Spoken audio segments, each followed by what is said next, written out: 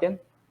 Okay, so Boon, I think into action already. Okay, mungkin Boon tak sabar-sabar untuk tengok dia punya pet itik ke apa ke. Okay, okay guys. Nevertheless, kita pergi ke Forest Factory. Okay, like what I used to say or normally say, not necessarily you guys have to look at the Forest Factory, but that one I'm get used to it. Okay, you can use any other website or any economic calendars. Okay, first of all, Monday, as normal, not much news ataupun very high impact news that are coming up. Okay, Tuesday, definitely there is this Aussie. Sorry, okay, pardon me, guys. This is still this week. Let me go to next week. That's what I was thinking. Okay, so just make sure you guys are on the right time frame. Okay, so this is where you guys see the time frame. Okay, so we look at the next week as usual. Monday is very quiet.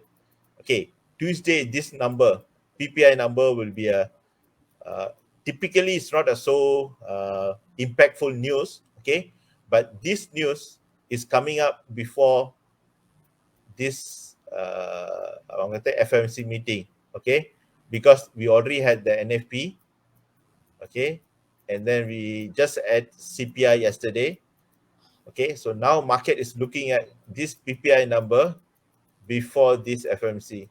Okay, so in a normal situation ataupun dalam keadaan biasa, PPI won't give that much impact, but this news, okay, Tuesday might be quite volatile because this will set the stage what FOMC might do ataupun akan buat for the next couple of months ataupun next couple of years. Okay, so that's why for this month news is a bit unique.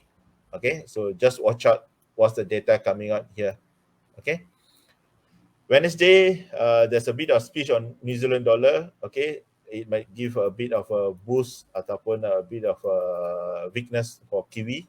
Okay, we don't know yet. Okay, depending on what's coming out from this governor's mouth. Okay, GBP CPI. Okay, this will be quite volatile because GBP has been weak for last couple of weeks. Okay, and also there's a news ataupun sentiment coming out. The rate hike will be delayed ataupun postponed for some time. So that actually may be priced in. But this CPI data, same like US CPI data yesterday, this will give some volatility. So GBP might rebound back. So just watch out for the numbers that are coming out here. Canada, same. Okay, CPI number now become almost a very very important news for most of the currencies. Okay, just watch out for. This one retail says, okay, this also will be because these two news is setting the stage before FMC, so there'll be lots of volatility because this will give some indication whether how the economy is going to do or how the sentiment on the ground, whether people are out to spend their money or economy already recovered. So there are some bigger picture macroeconomics wise that will paint some indication which will create some data for FOMC ataupun Federal Reserve to create their fiscal policy. So these two data will be quite important for this month FOMC. Okay, so next we have okay, GDP. Okay, I think depending on the news, can be up or down. It's also quite important news. Okay, GDP. This one, Aussie, definitely this is a very high impactful news. Okay, since it involves the employment part. Okay, this is something like NFP for Australia ataupun Aussie. So any big deviation from this forecast will move Aussie up or down. Okay, just look out for this number and this number. Similarly, how we look for NFP. Okay, after that, okay, yeah, GBP will be quite interesting. I think most of it is already priced in. Okay, so that's why we see GBP is quite weak.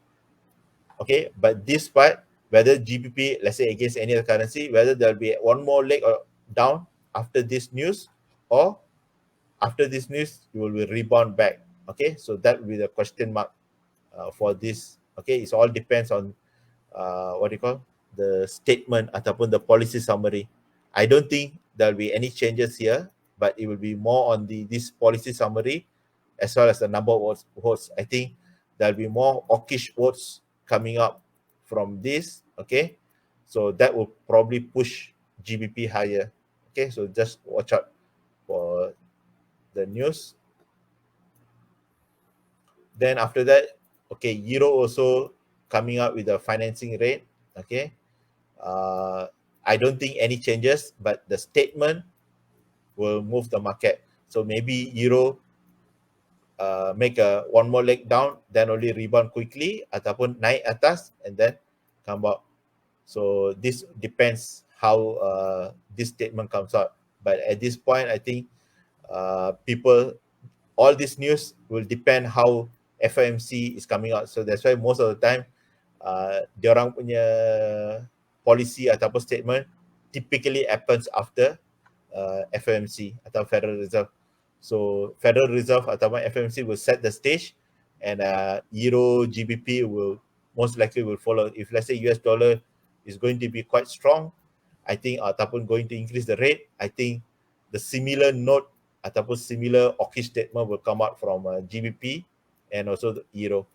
Okay, and of course after that JPY, but I think JPY will not make much bigger move up for this statement per se. Okay, sebab JPY has been quite strong for the last 3-4 weeks. Okay, so I think just now time for orang kata for retracement ataupun corrective move for this one. We don't see any big surprises coming out from this.